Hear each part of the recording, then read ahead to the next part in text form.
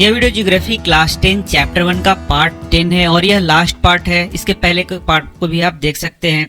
तो अब हम पढ़ रहे हैं soil erosion and soil conservation. तो soil erosion and soil conservation एक बहुत ही महत्वपूर्ण टॉपिक है। इससे बहुत सारे प्रश्न आपको एग्जामिनेशन में पूछे जाते हैं। सबसे पहला तो प्रश्न है, what is soil erosion? The denudation of the soil cover and subsequent washing down is described as soil erosion। तो जैसे आप देख सकते हैं, denudation of the soil, किसी स्थान पर यदि सॉइल है तो वहाँ उसका denudation होना मतलब कटाव होना, साथ ही साथ उसका वॉशिंग डाउन यानी कि वहाँ से वह उसका बह जाना, उसे ही हम लोग क्या बोलते हैं? सॉइल इरोजन बोलते हैं, या फिर इसको सॉइल का ह्रास बोलेंगे, उसका क्षरण बोलेंगे। तो सॉइल इरोजन के बहुत सारे काउज हो सकते हैं, जैसे कि जो कॉमन काउज है, डिफॉरेस्टेशन हो सकता है, ओवर ग्रेजिंग हो सकता है, साथ ही साथ वहाँ पर हवा जो चल रही है, विंड, जो एक्शन ऑफ विंड है, और फिर एक्शन ऑफ वाटर है, ग्लेशियर है, ये भी सॉइल इरोजन को काउज कर सकते हैं। इसी के बाद आप फॉल्टी मेथड्स ऑफ एग्रीकल्चर हो गया, ओवर इरिगेशन हो गया, साथ ही साथ शिफ्टिंग एग्रीकल्चर, रॉन्ग प्लाविंग हो गया, बहुत सारे चीजें हैं जो कि सॉइल इरोजन को काउज करते हैं। साथ ही साथ आप ले लें यदि माइनिंग एक्टिविटीज को, इंडस्ट्रियल एक्टिविटीज को, तो वो भी सॉइल इरोजन के बहुत ही महत्वपूर्ण फैक्टर्स हैं, कारक हैं। तो इनको आप याद कर सकते हैं। The process of soil formation and erosion go on simultaneously।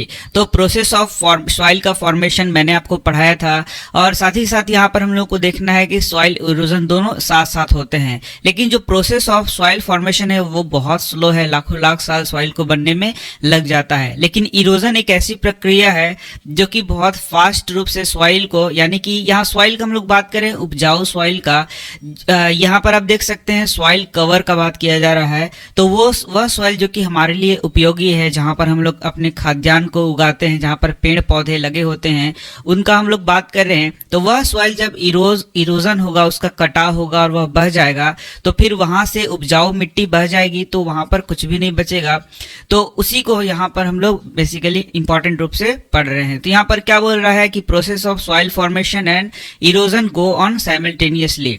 तो ये साइमल्टेनियसली हो रहा है, लेकिन इरोजन तो बहुत सिंपल सा प्रोसेस है, इसमें लाखों लाख साल नहीं लगना है। ये तो एक दिन में भी इरोजन हो सकता है। मान लीजिए कहीं पर बहुत भारी वर्षा हो जाए, बहुत भारी वर्षा, तो वह क्या करेगा? बहुत सारे सॉइल को काट के वहां से ले जाएगा। लेकिन आप सोच सकते हैं कि सॉइल फॉर्मेशन में मिलियंस ऑफ ईयर्स लग जाते हैं। इसलिए यहाँ पर बोल रहा है कि बैलेंस बनाना जरूरी है, मतलब आपको सॉइल इरोजन को रोकना ही पड़ेगा। Sometimes this balance is disturbed due to human activities। तो अभी मैंने आपको तुरंत पढ़ा दिया था कि सॉइल इरोजन के क्या कारण हो सकते हैं। तो यहाँ पर वही बताया गया है कि सॉइल इरोजन के बहुत सारे कारण हो सकते हैं। तो कुछ ऐसे कारण हैं जो कि ह्यूमन एक्टिविटीज के द्वारा होते हैं, और कुछ ऐसे कारण हैं जो कि नेचुरल कारण हम लोग मानते हैं, जैसे कि विंड हो गया, फिर हैवी रेनफॉल हो गया, फिर आपका जो वाटर फ्लो हो रहा है उसके द्वारा यदि सॉइल इरोजन होता है, तो वो सब नेचुरल कारण है। जैसे आप देख सकते हैं ह्यूमन एक्टिविटीज में यहाँ पर क्या क्या लिखा गया है। तो सबसे पहला है डिफॉरेस्टेशन। तो आपको लगता होगा कि डिफॉरेस्टेशन से सॉइल इरोजन का क्या लेना देना। तो यदि फॉरेस्ट लगा हुआ है या फिर यहाँ पर पेड़ पौधे लगे हुए हैं, तो आप देखेंगे कि इसका जो जड़ है वो क्या करता है? मिट्टी को बांध के रखता है। ठीक इसी प्रकार से आप देख सकते हैं यहाँ पर छोटे छोटे पौधे लगे हैं, ग्रास लगे हुए हैं, तो भी क्या करेंगे? मिट्टी को बांध के रखेंगे।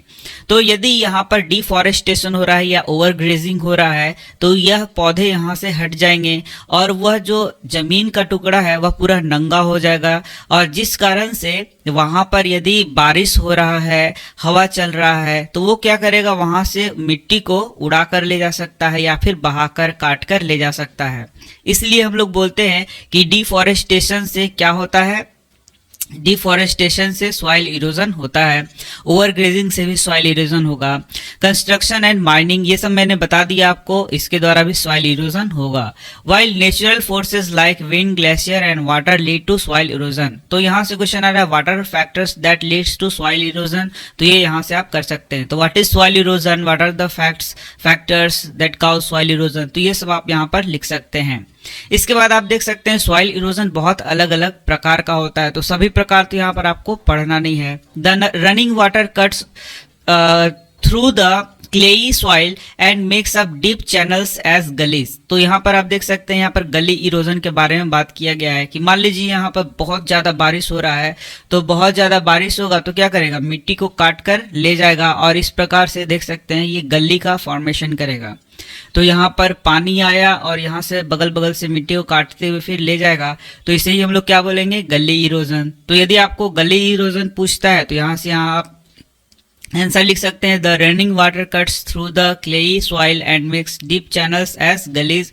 और इस प्रकार से जो इरोजन होगा उसको हम लोग क्या बोलेंगे, गली erosion. The land becomes unfit for cultivation. तो जब इरोजन हो जाएगा तो जो जिस सॉइल में कल्टीवेशन हो रहा है वह सॉइल तो बह के निकल जाएगा, तो फिर कल्टीवेशन कैसे होगा, is known as bad land.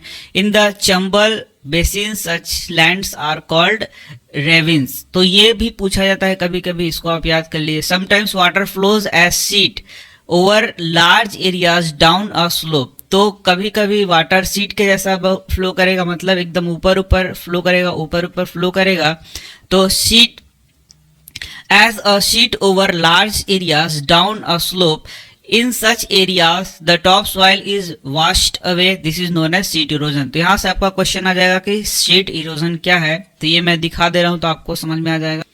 तो यहाँ देख सकते हैं यहाँ पर sheet erosion को दिखाया गया है। तो मान लीजिए कि यहाँ पर पानी जो है इधर से आ रहा है, पूरा पानी आ रहा है, पानी आ रहा है, तो ये क्या करेगा, ये पूरा फिर इरोजन करते हुए इस प्रकार से यहाँ देख सकते हैं यहाँ इरोजन को दिखाया गया है। तो इस प्रकार का जो इरोजन होगा, मिट्टी का इरोजन होगा, सॉइल का इरोजन होगा, उसे ही हम लोग क्या बोलते हैं, शीट इरोजन यहाँ पर कहते हैं। यहाँ देख सकते हैं water flows as a sheet over large areas down a slope. Slope के जैसा मैंने दिखाया कि इधर स्लोप था तो स्लोप की तरफ आ रहा था, तो इस प्रकार से वो टॉप सॉइल को क्या करेगा, धोकर ले जाएगा, यानी कि वहां से उसको बहाकर ले जाएगा। तो बहाकर जब ले जाएगा तो उस प्रकार का जो इरोजन होगा उसको सीट इरोजन कहेंगे। तो यहाँ से आपको गली इरोजन क्या होता है, सीट इरोजन क्या होता है, ये सब याद कर लीजिए। विंड ब्लोज, तो यहाँ पर ये सीट इरोजन और गली इरोजन ये पानी के द्वारा है, ये भी आप याद कर लीजिए। Wind blows loose soil off flat और sloping land known as wind erosion. इसके बाद विंड से भी सॉइल का इरोजन होता है। आप जानते हैं कि विंड क्या करेगा, जो लूज यहाँ पर सॉइल है, मान लीजिए इसमें पानी का कंटेंट कम है, तो ये सॉइल का जो पार्टिकल है बहुत लूजली यहाँ पर बंधा हुआ है, तो जब हवा बहेगा तो इसको क्या करेगा, अपने साथ उड़ाकर ले जाएगा। तो यहाँ पर इसको क्या बोल रहा है, विंड इरोजन। तो ये भी क्या करेगा, सॉइल को वहां से हटाकर ले जाएगा। Soil erosion is also cause due to defective methods of farming. ये मैंने अभी आपको पढ़ा दिया कि डिफेक्टिव मेथड ऑफ फार्मिंग से भी सॉइल इरोजन हो सकता है। प्लाइंग इन अ रॉन्ग वे, गलत तरीके से जुताई से भी क्या हो सकता है, सॉइल इरोजन हो सकता है। तो ये सब मैंने आपको पहले बताया। अभी तुरंत up and down the slope from channels for the quick flow of water leading to soil erosion. तो आप ऐसा जुताई कर दे कि पानी वहां से आसानी से बहे और मिट्टी को भी साथ में बहा कर ले जाए, तो इससे क्या होगा, सॉइल इरोजन होगा। Ploughing along the contour lines can decelerate, मैंने एक्सिलरेट मैंने आपने पढ़ा है एक्सिलरेशन, और यहाँ पर डिसेलरेट है मैंने कि डी एक्सेलरेशन हो गया।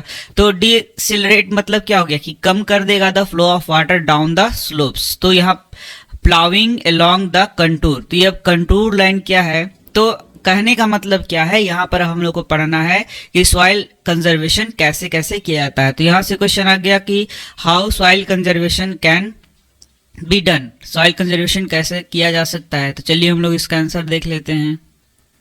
तो यहाँ से आपको यदि क्वेश्चन पूछा गया कि सॉइल कंजर्वेशन कैसे किया जाता है या प्रिवेंशन ऑफ सॉइल इरोजन, इस प्रकार से यदि क्वेश्चन पूछा जाए तो अलग अलग तरीके से हम लोग सॉइल के इरोजन को रोक सकते हैं। तो सबसे पहला क्या हो गया, टेरेस फार्मिंग। तो सिर्फ नाम जानने से आपको ये समझ में नहीं आएगा, तो यहाँ पर आप फोटो देख सकते हैं, यहाँ पर टेरेस बनाया गया है, सीढ़ी नुमा खेती की जा रही है, तो यहाँ टेरेस बनाया गया है। इस प्रकार से जो फार्मिंग हो उसको हम लोग क्या बोलेंगे, टेरेस फार्मिंग। तो आप यहाँ देख सकते हैं कि यहाँ पर सॉइल जो है वह क्या होगा, यहाँ पर बस जमा रहेगा, ये नीचे ढलान में नहीं ढलेगा। तो इस प्रकार से सॉइल इरोजन हो सकता है। On hilly slopes terraces act as bounds. तो टेरेस जो बनाया गया, सीढ़ी बनाया गया, वह सॉइल को क्या करेगा, रोक के रखेगा। तो और प्रिवेंट करेगा सॉइल इरोजन से। प्रिवेंट मतलब क्या हो गया, रोकना, रोकथाम। इसके बाद आ गया कंटूर प्लाविंग। तो कंटूर प्लाविंग के द्वारा भी सॉइल इरोजन को रोका जा सकता है, क्योंकि ये क्या करता है, ये रेन वाटर जब यहाँ पर आएगा तो वो क्या करेगा, इसको बहाकर नहीं ले जा पाएगा। क्यों नहीं ले जा पाएगा, क्योंकि यहाँ भी ये क्या करेगा, एक बैरियर की तरह कार्य करेगा। तो टेरेस फार्मिंग की तरह यहाँ भी कंटूर का निर्माण किया जाएगा। तो इस प्रकार के फार्मिंग को हम लोग क्या बोलते हैं, कंटूर फार्मिंग। तो आप देख सकते हैं यहाँ कंटूर फार्मिंग को मैंने दिखाया है, तो आपको ये बहुत अच्छा समझ में आ रहा होगा। इसके बाद आप देख सकते हैं जो थर्ड मेथड है उसको हम लोग क्या बोलते हैं, एफोरेस्टेशन। तो मैंने बताया था कि किस प्रकार से ये जो प्लांट्स होते हैं उसका जो जड़ होता है वह मिट्टी को बांध के रखता है। तो यदि मिट्टी को बांध के रखेगा तो यहाँ सॉइल इरोजन नहीं होगा। तो यदि हम लोग ज़्यादा से ज़्यादा फॉरेस्ट लगाएंगे, प्लांट्स लगाएंगे, तो उससे क्या होगा, एफोरेस्टेशन होगा। तो एफोरेस्टेशन मतलब फॉरेस्ट का लगाना हुआ, और डिफॉरेस्टेशन मतलब फॉरेस्ट का काटना हुआ। तो इसके साथ एक बहुत ही इंपॉर्टेंट होता है शेल्टर बेल्ट्स, जो कि हम लोगों ने पढ़ा था अपने पीछे के चैप्टर में। तो मैं पीछे के वीडियोस में तो मैंने आपको बताया था कि शेल्टर बेल्ट मैं आपको आगे बताऊंगा। तो ये देख सकते हैं आप, यहाँ पर ये शेल्टर बेल्ट लगाया गया है। तो ये शेल्टर बेल्ट क्या है, farmers plant trees in several rows to check wind erosion. तो इस शेल्टर बेल्ट के द्वारा हम लोग विंड इरोजन को रोकते हैं, मतलब विंड के द्वारा जो सॉइल को उड़ा कर ले जाया जाता है उसको यहाँ पर रोका जा सकता है। इसी को हम लोग क्या बोलते हैं, विंड ब्रेक्स भी कहते हैं। तो इस प्रकार से आप शेल्टर बेल्ट्स के द्वारा सॉइल इरोजन को यहाँ पर रोक सकते हैं। इसके बाद आप देख सकते हैं स्ट्रिप क्रॉपिंग के द्वारा भी सॉइल इरोजन को रोका जाता है। तो यहाँ पर देखते हैं स्ट्रिप में, स्ट्रिप मतलब क्या होता है, पतला पतला पट्टी हो गया, पतला पतला धारी हो गया। तो स्ट्रिप में यदि खेती किया जाए तो भी क्या करेगा, ये सॉइल इरोजन को रोकेगा। Crops are gone in alternate strips of land to check the impact of the winds. तो ये विंड के द्वारा सॉइल इरोजन को रोकता है। तो हम लोगों ने देखा कि सॉइल इरोजन को रोकने के बहुत सारे तरीके हो सकते हैं। तो एग्जाम में यदि आता है तो आप उन सारे चीजों को लिख सकते हैं। अब यहाँ पर मैं आपको पढ़ा दे रहा हूँ, ploughing along the contour line can decelerate the flow of water down the slope, and in this way हम लोग क्या करेंगे, कंटूर प्लाविंग करेंगे, और कंटूर प्लाविंग के द्वारा सॉइल इरोजन को रोकेंगे। Steps can be cut out on the slopes making terraces. उसके बाद टेरेस फार्मिंग मैंने आपको बताया। तो टेरेस फार्मिंग के द्वारा भी हम लोग सॉइल इरोजन को रोकते हैं। वेस्टर्न एंड सेंट्रल हिमालयन है वेल डेवलप्ड टेरेस फार्मिंग। तो वहां पर टेरेस फार्मिंग बहुत अच्छा से किया जा रहा है। Large fields can be divided into strips. तो स्ट्रिप फार्मिंग भी मैंने बता दिया कि लार्ज फील्ड को स्ट्रिप में डिवाइड कर दिया जा सकता है of grass and left to grow between the crops. This breaks up the force of the wind. तो ये विंड इरोजन को रोकेगा। This method is known as strip cropping. तो स्ट्रिप क्रॉपिंग भी मैंने आपको पढ़ा दिया। इसके बाद आप देख सकते हैं planting lines of tree to create shelter also works as similar way. तो ये भी विंड इरोजन को रोकता है। शेल्टर मैंने अभी आपको दिखा दिया था, ट्री का बहुत शेल्टर बेल्ट्स मैंने दिखा दिया आपको। This shelter belts have contributed significantly to the establishment of sand dunes and in establishing the desert in western India। तो यहाँ पर शेल्टर बेल्ट्स के द्वारा जो सॉइल का इरोजन होता है विंड के द्वारा, उसको रोका जा सकता है। तो ये सारा बहुत ही इंपॉर्टेंट पॉइंट्स थे जो मैंने आपको बता दिए। तो मैं मिलता हूँ आपसे नेक्स्ट वीडियो में। धन्यवाद।